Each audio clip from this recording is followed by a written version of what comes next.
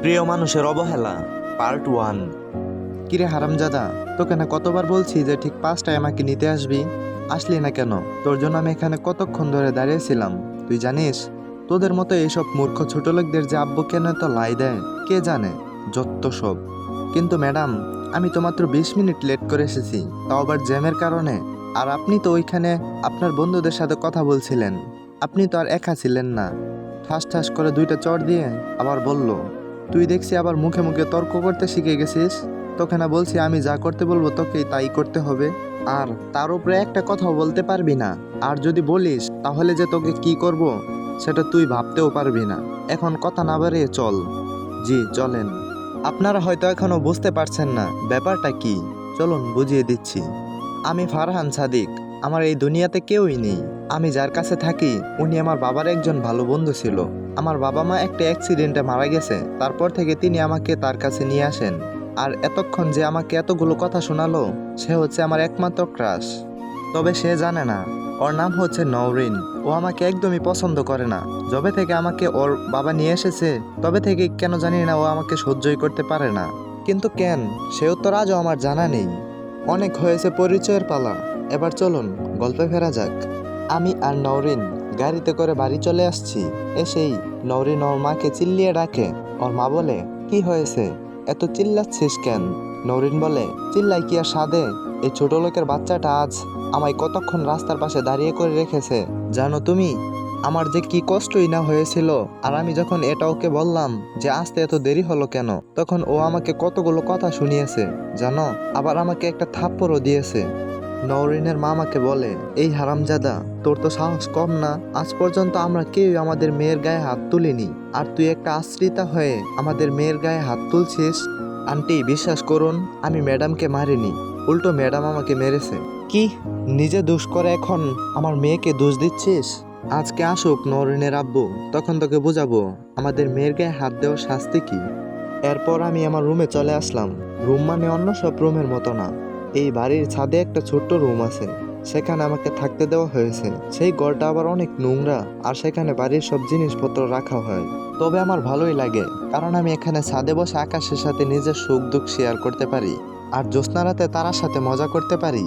রাতে আঙ্কেল বাসায় এসে আমাকে চিল্লিয়ে চিল্লিয়ে ডাকতে থাকে। আমি যে বলি, জি আঙ্কেল। আঙ্কেল বলল, আজ তোমার সাথে নওরিনের কি হয়েছে? আমি বললাম, কিছুই হয়নি তো আঙ্কেল। তখনই নওরিন বলে, কিছু হয় নাই মানে? তুই আমায় আজ আমার কলেজের সামনে সবার সামনে থাপ্পড় মারছিস, আর এখন বলছিস কিছুই হয়নি? তখন আমি আর কিছুই বলি নাই। জানি এখন আমি যাই বলি না কেন কেউ আমাকে বিশ্বাস করবে না। আঙ্কেল বলে, কিরে চুপ করে আছিস কেন? তার মানে নওরিন যা বলছে সব সত্যি? আমার তো আর কিছুই বলার নাই, তাই বললাম, হ্যাঁ উনি যা বলছে সব সত্যি বলছে। এরপর আঙ্কেল এসে আমাকে একটা থাপ্পড় দিল। আমি কখনো ভাবিনি যে তুমি এরকম একটা কাজ করবে বিনা কারণে। তুমি তোমার বাবার মতো হও নাই। আমারই ভুল হয়েছে, ভেবেছিলাম তুমিও হয়তো তোমার বাবার মতোই হবে। ছি ফারহান, আমি তোমার থেকে এটা কখনো আশা করিনি। এরপর আমি ওখান থেকে চলে আসলাম ছাদে। এখানে এসে আজ আমি আবার সেই আমার দুঃখের সঙ্গী তারাদের সাথে কথা বলছি। তখনই কে যেন পিছন দিক থেকে আমার কাঁধে হাত রাখলো। আমি খুব খারাপ, তাই না? কি বলছেন আপনি আঙ্কেল? আপনি যদি খারাপ হবেন তাহলে আমাকে এখানে থাকতে দিয়েছেন কেন? এটা কি কোনো খারাপ মানুষ করে? আমি জানি যে তুই নওরিনকে মারিসনি, কিন্তু কি করব বল, আমারও তো হাত পা বাঁধা। তোর জন্য আমি কিছুই করতে পারছি না। ভেবেছিলাম তোর বাবা মা মারা যাবার পর তোকে যদি একটা ফ্যামিলি দিতে পারি তাহলে তুই তোর কষ্টটা ভুলে থাকতে পারবি, কিন্তু এখন তো দেখছি তোর কষ্টটা আরো বেড়ে যাচ্ছে। আমাকে পারলে ক্ষমা করে দিস। আঙ্কেল, আপনি এগুলো কি বলছেন? আপনি কেন আমার কাছ থেকে ক্ষমা চাচ্ছেন? উল্টো আমি তো আপনার কাছে ঋণী।